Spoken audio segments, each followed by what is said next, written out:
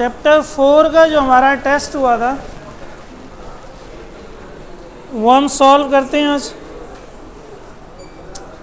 पहला क्वेश्चन है projectile motion is governed bye. Projectile motion को गवर्न करती है यानी प्रोजेक्टाइल मोशन में शामिल होती है कितनी फोर्सेस? कौन कौन सी दो? और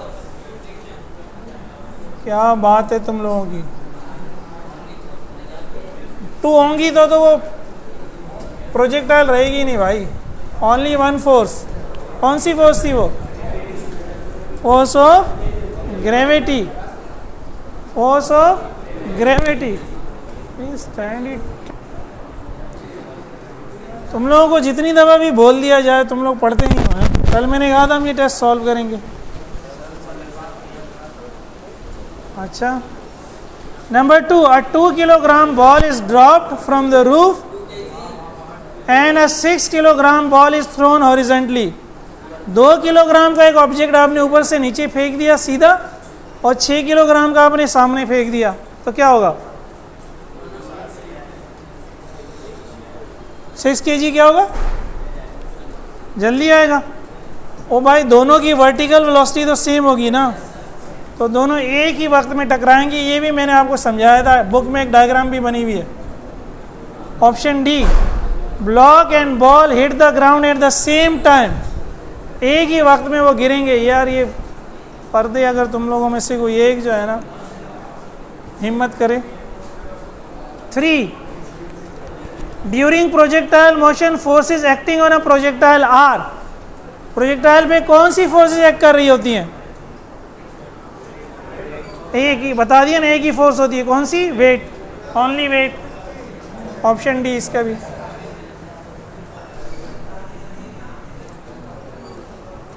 eight highest point in projectile motion the component velocity present is. Highest point पे जहाँ मैक्सिमम हाइट होती थी तो वेलोसिटी का एक हमने कहा था हॉरिजॉन्टल कंपोनेंट होता और एक वर्टिकल। तो कौन सा कंपोनेंट जीरो हो जाता था? हाईएस्ट पॉइंट पे कौन जीरो होता था?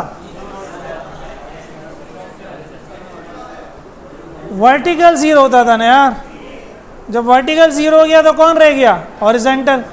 हॉरिजॉन्टल का फॉर्मूला क्या होता है? V नॉट cos थीटा, क्योंकि जो इनिशियल होती है वही फाइनल होती है। हॉरिजॉन्टल वेलोसिटी तो हमेशा यही रहती है। 5, to hunt a bird sitting at a height 10 meter on a tree branch one should aim। एक दरख्त पे एक परिंदा बैठा है, 10 मीटर ऊंचा दरख्त, 10 मीटर ऊंची हाइट पे। आपको निशाना कहाँ लगाना है? एग्जैक्टली ऑन द बर्ड, बिल्कुल परिंदे की सीध में। अ लिटल लोअर, थोड़ा सा नीचे। अ लिटल अबव, थोड़ा सा। क्यों थोड़ा सा ऊपर लेंगे? हैं?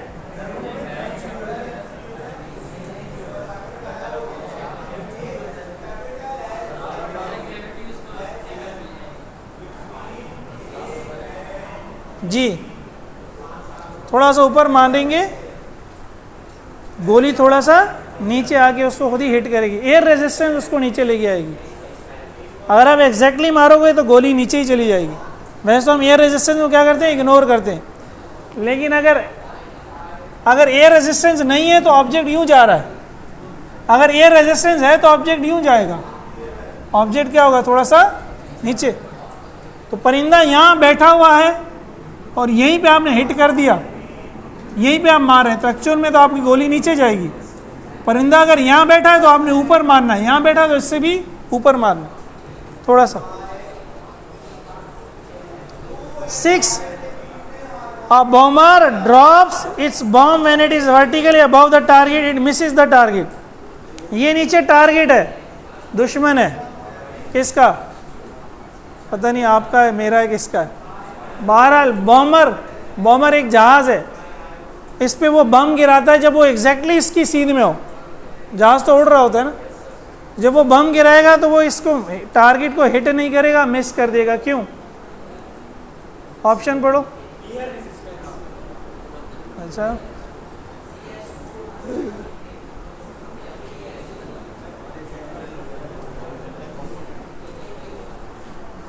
यार ये तो हमने समझाया था मैंने, ऑब्जेक्ट अगर आगे जा रहा है उससे आप जो चीज़ गिराओगे वो चीज़ आगे तो जा ही रही जाएगी यार। आप जब गाड़ी से उतरते हो थोड़ा सा गाड़ी के साथ दौड़ते हो ना, क्यों? क्योंकि आप वो गाड़ी की ही स्टेट में होते हैं। तो जब आप ऑब्जेक्ट को फेंकोगे ऑब्जेक्ट आगे जाएगा। क्यों आगे जाएगा? क्योंकि जहाज आगे, जब वो आगे जा रहा है और आपने फेंका है तो वो नीचे भी जाएगा, आगे भी जाएगा, नीचे भी जाएगा, तो वो यूं जाएगा। जब वो यूं जाएगा तो आपको टारगेट को हिट, तो अगर आपने इसको हिट करना है तो आपको बम दूर से गिराना पड़ेगा ताकि बम उस पर गिरे। प्रोजेक्टाइल मोशन होगी, ऑब्जेक्ट सीधा सीधा तो फ्री फॉल मोशन होती है, तो हॉरिजॉन्टल वेलोसिटी उसको मिलेगी, इसकी वजह से वो मिस कर जाएगा। Horizontal component of velocity, option सी।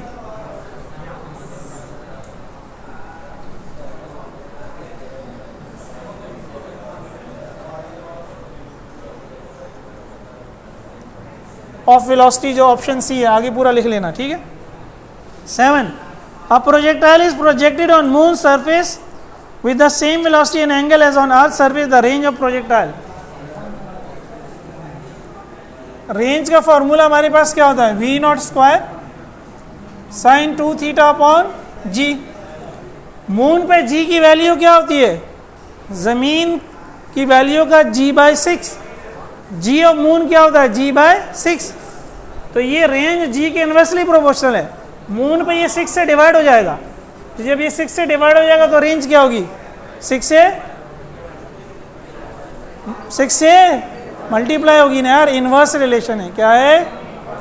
ये अगर डिवाइड होगा तो ये मल्टीप्लाई होगा, यहाँ मल्टीप्लाई होगा तो फिर यहाँ डिवाइड होगा, तो 6 टाइम्स हो जाएगी रेंज। उसकी रेंज क्या हो जाएगी? 6 टाइम।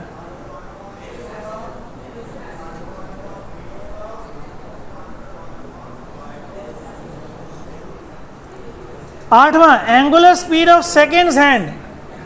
सेकेंड की सुई की angular speed theta upon T, ये मैंने क्लास में समझाया था, सेकेंड के लिए भी मिनट के लिए भी। और सेकेंड की सुई जो है जब वो एक चक्कर पूरा करेगी तो रेडियन में तो थीटा 2 पाई होगा, लेकिन टाइम कितना लेगी सेकेंड की सुई? सेकेंड की सुई एक चक्कर पूरा करने में कितना टाइम लेगी? 60 सेकेंड। तो अपॉन में 60 आ जाएगा, 2 से 60 कैंसिल, आंसर क्या हो गया? Pi upon 30।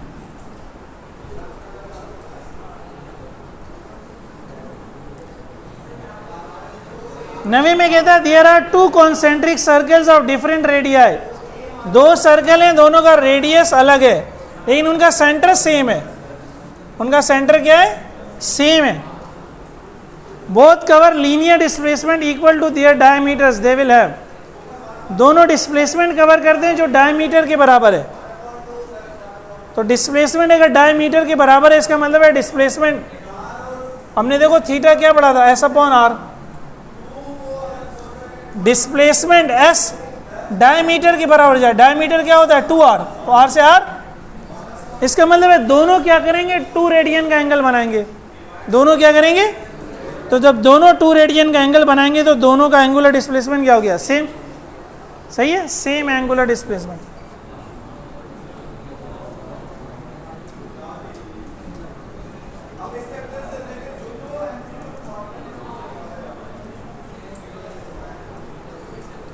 दस में कहता है relation v is equal to r cross omega is valid only for. v बराबर है r क्रॉस ओमेगा, वैलिड कब होगा? ये जो वेलोसिटी है ये इंस्टेंटेनियस वेलोसिटी हम लेते हैं, टाइम बहुत कम लेते हैं, ठीक है। तो ये इसका जवाब है, इंस्टेंटेनियस वेलोसिटीज।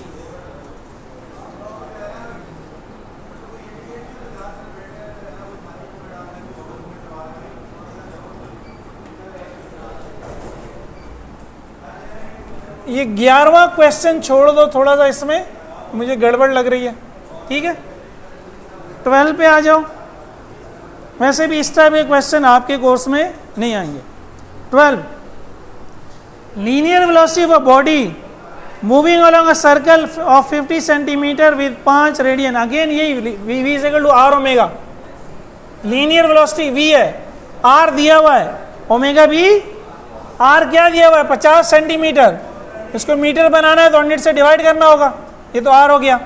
ओमेगा क्या दिया हुआ है 5 रेडियन पर सेकेंड, तो 0 से 0 कैंसिल, 5 5 25, 25 अपॉन 10 2.5, ठीक है, मीटर पर second, option A SI units.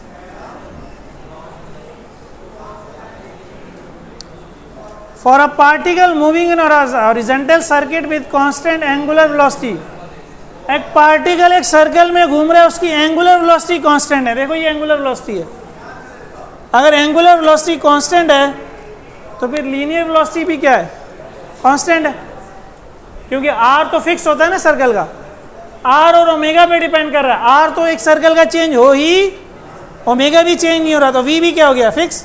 तो अगर आप कहते हो ओमेगा कांस्टेंट है, इसका मतलब है वी क्या है, constant.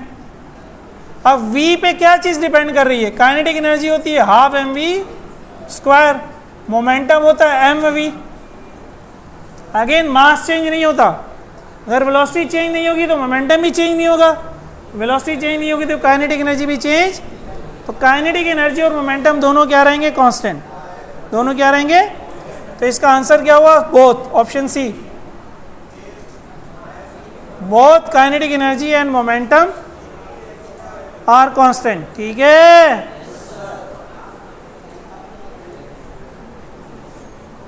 Fourteen, a race car moves around a circular track of radius 0.5 meter.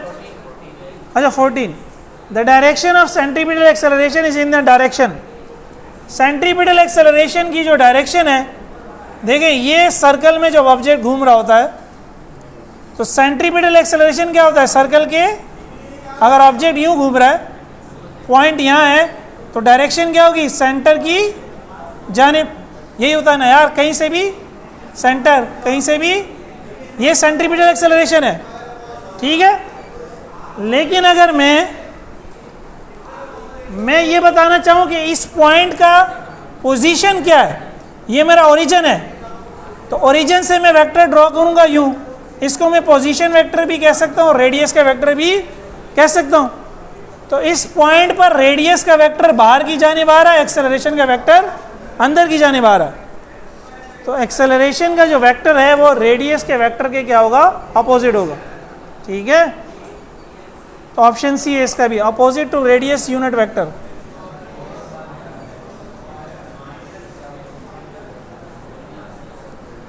अगर आपने पढ़ा होगा तो आपको बड़ी आसानी से समझ में आ रहा होगा।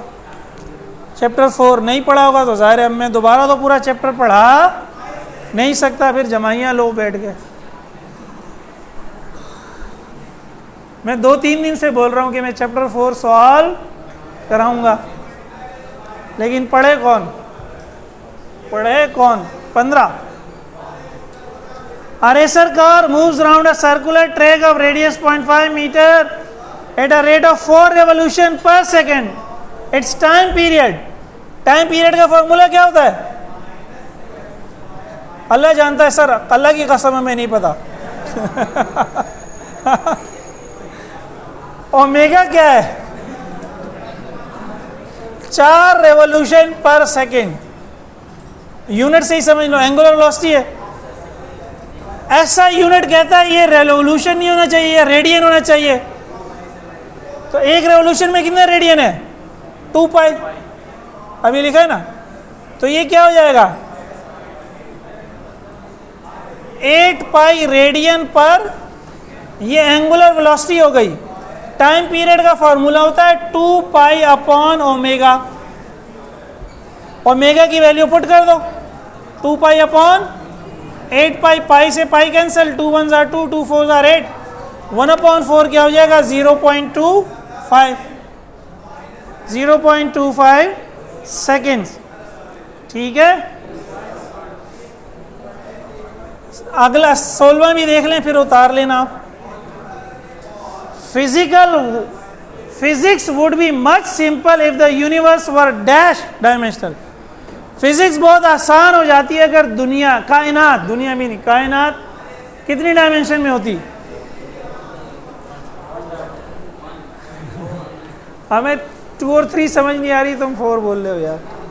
1 डायमेंशन ना, 1 डायमेंशन होती तो हम सिर्फ लीनियर मोशन पढ़ते, प्रोजेक्टाइल मोशन नहीं पढ़ते। सर्कुलर मोशन, क्योंकि प्रोजेक्टाइल भी 2 डायमेंशन है, सर्कुलर भी, परिंदा मैंने कहा था वो तो 3 डायमेंशन है। अगर दुनिया 1 डायमेंशन की होती तो फिजिक्स तो आसान हो जाती। मसला क्या होता है? मसला क्या होता भाई? कोई मसला होता भाई? खूबसूरती ख़त्म हो जाती ना यार। अभी तो आप एक एक्सिस में फैले हुए, वाई एक्सिस में, इस एक्सिस में भी फैले हुए, जो भी नाम दे दो, एक्स एक्सिस में, और इस एक्सिस में भी फैले हुए, जेड एक्सिस में। 1 डायमेंशन का मतलब होता है आप यूं होते बस लकीर की तरह। तो लकीर की तरह आप कैसे होते हो जो कार्टूनों में दिखाते हैं, चिपटे चिपटे इंसान के, वो भी एक्चुअल में 1 डायमेंशन नहीं होते। तो दुनिया की खूबसूरती 3 डायमेंशन की वजह से, ठीक है? दुनिया की खूबसूरती 1 या 2 डायमेंशन में भी नहीं आएगी। उतार लो इसे।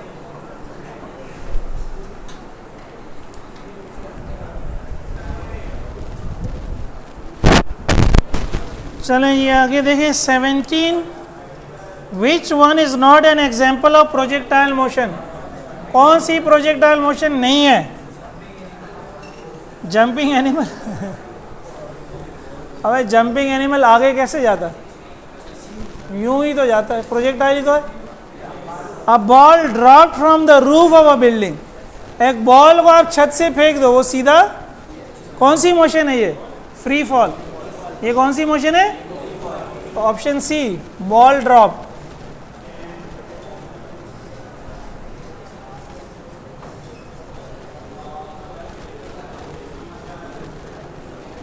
वाई एक्सिस 18वें में कह रहा है वाई एक्सिस का डिस्प्लेसमेंट। तो वाई एक्सिस का डिस्प्लेसमेंट क्या था? y is equal to V naught Y T minus half G T square. या वी नॉट वाई की वैल्यू पुट कर दो, V naught sine theta T minus half.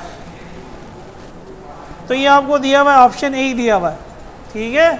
S is equal to V I T plus half A T square से निकाला था ना, S is equal to V I T plus half A T. Y axis में displacement Y, V I V naught Y, acceleration minus G, और V naught Y की value ये दी हुई इसने ऑप्शंस में। 19, maximum height of a projectile occurs, maximum height कब मिलती है हमें? कौन सा कंपोनेंट 0 होता है वेलोसिटी का? Vertical component. तो कौन सा ऑप्शन है? सी।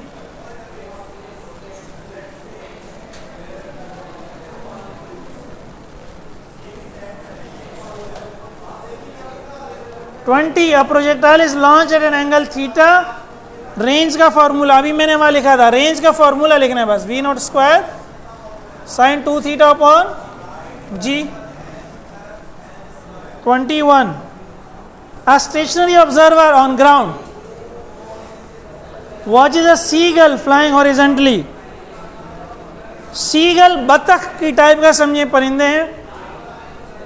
कहीं आप गए हो खूबसूरत पुरफिजा मकाम पर, दुनिया से दूर, वहाँ बतख हैं, सीगल उड़ रहे हैं, आप उनको देख रहे हैं, सही है? आंखें बंद करके सोचने पे कोई पाबंदी। वो कह रहा है सीगल राइट पे जा रहा है। सीगल कहाँ जा रहा है? राइट पे। अच्छा क्या हुआ फिर? उसने एक पत्थर फेंक दिया, सीगल जा रहा है आपके सामने से उड़ता, जिस तरह जहाज जा रहा है, और उसने पत्थर फेंक दिया। Which diagram best represent the path? तो कौन सी डायग्राम उसका पाथ होगा? फॉर प्रोजेक्टाइल मोशन होगा ना, वो आगे भी जाएगा और नीचे भी जाएगा।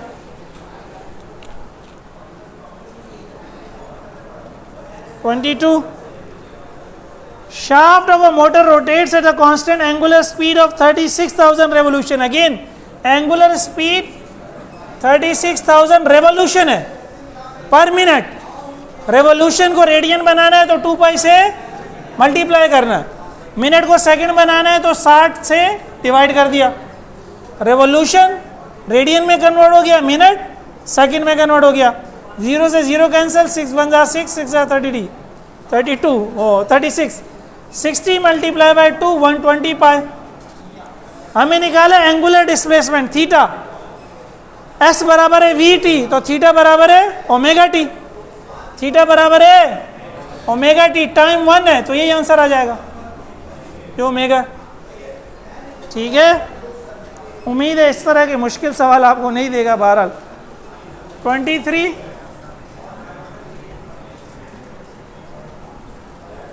Choose the correct answer. ठीक आंसर कौन सा है?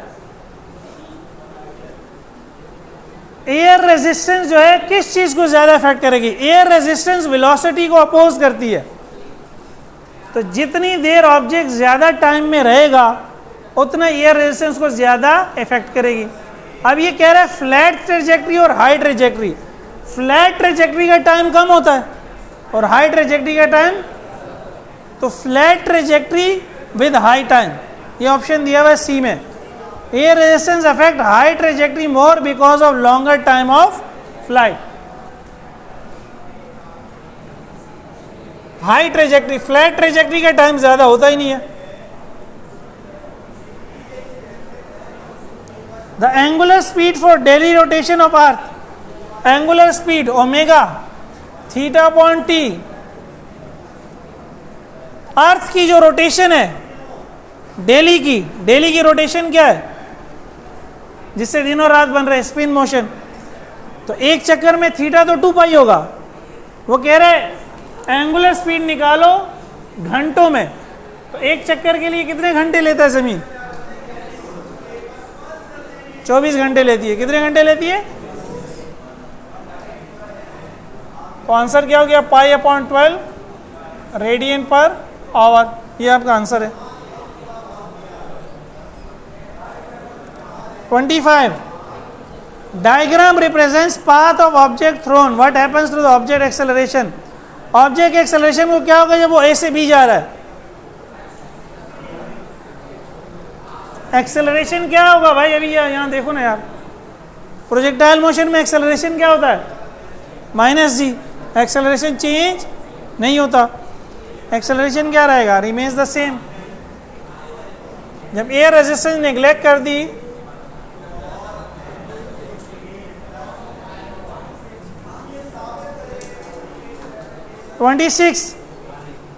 when arc length is equal to twice the radius, theta s upon r, s arc length है, ये रेडियस के डबल हो गया, तो कितना हो गया? 2 रेडियन। अगर आर्क लेंथ रेडियस के बराबर हो तो 1 रेडियन, 1 रेडियन में होते हैं 57.3, 1 रेडियन कितना होता है? 57.3, तो 2 रेडियन क्या हो जाएगा? इसका डबल।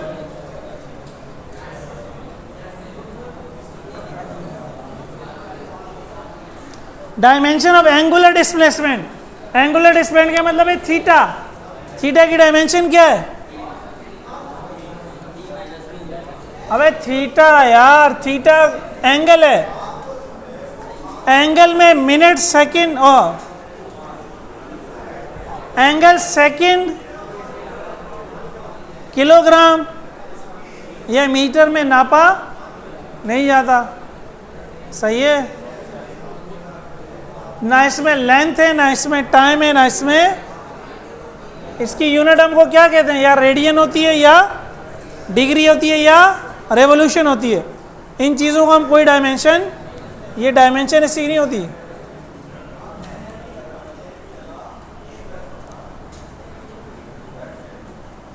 अगर एंगुलर वेलोसिटी के पूछेगा तो फिर वो होगी 1/t, टी ऊपर जाके क्या हो जाएगा? -1।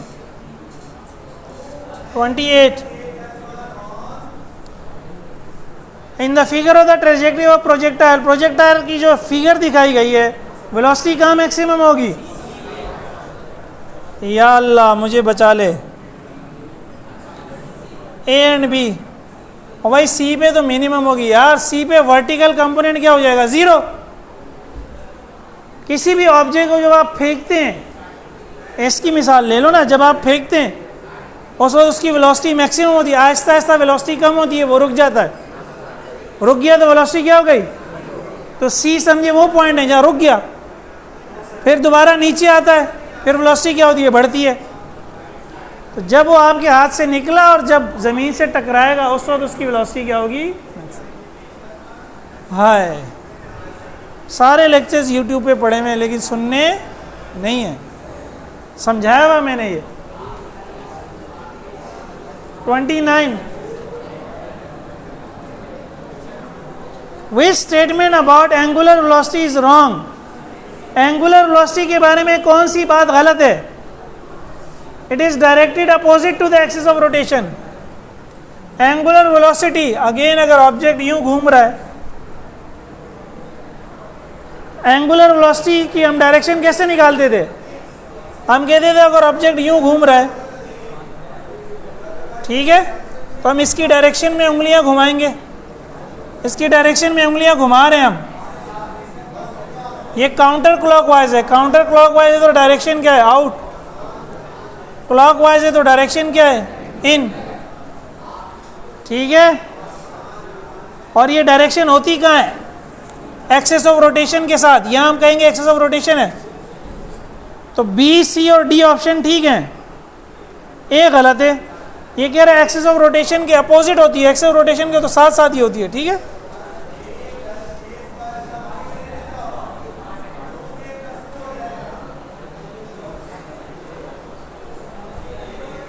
Thirty which is wrong about centripetal acceleration. Centripetal acceleration के बाद के बारे में क्या चीज गलत है? ऑप्शन अच्छा 30 सही है। Tangential velocity of a particle moving in a circular path is given by the product of distance and. अभी तो पढ़ा था टेंजेंशियल वेलोसिटी क्या थी? Are omega. ये आर क्या है? Distance from axis of rotation है, और दूसरी चीज क्या है? Angular velocity. तो दूसरी चीज क्या है? Angular velocity.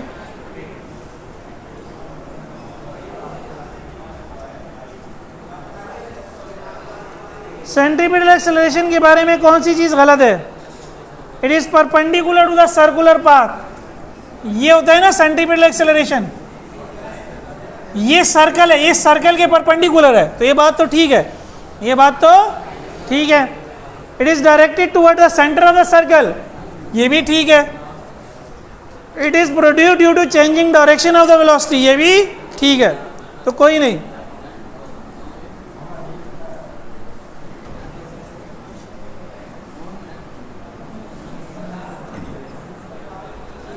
In the absence of centripetal force a particle will move. अगर सेंट्रीपिटल फोर्स नहीं होगी, पार्टिकल कैसे जाएगा? स्ट्रेट लाइन में।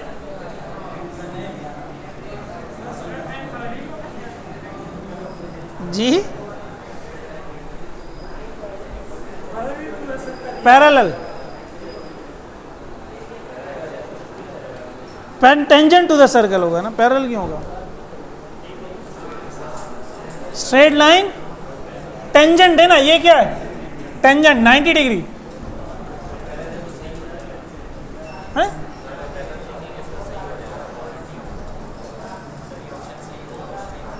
हाँ,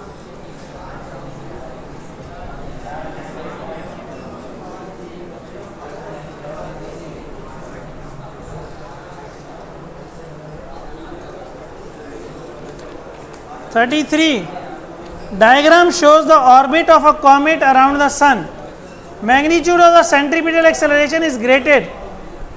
जब ऑब्जेक्ट सर्कल में घूम रहा होता है तो सेंट्रीपिटल एक्सेलरेशन सेंट्रीपिटल फोर्स की वजह से होता है, और सेंट्रीपिटल फोर्स जो है, जब एक ऑब्जेक्ट सूरज के गिर्द घूम रहा है तो उसको सेंट्रीपिटल फोर्स कौन प्रोवाइड कर रहा है? सूरज की फोर्स ऑफ ग्रेविटी।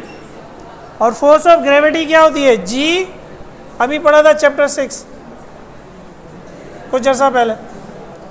जहाँ डिस्टेंस कम होगा वहाँ फोर्स ज़्यादा होगी, ग्रेविटी की फोर्स ज़्यादा होगी तो सेंट्रीपिटल एक्सेलरेशन भी ज़्यादा हो जाता। तो कौन से पॉइंट पर करीब है वो? ए।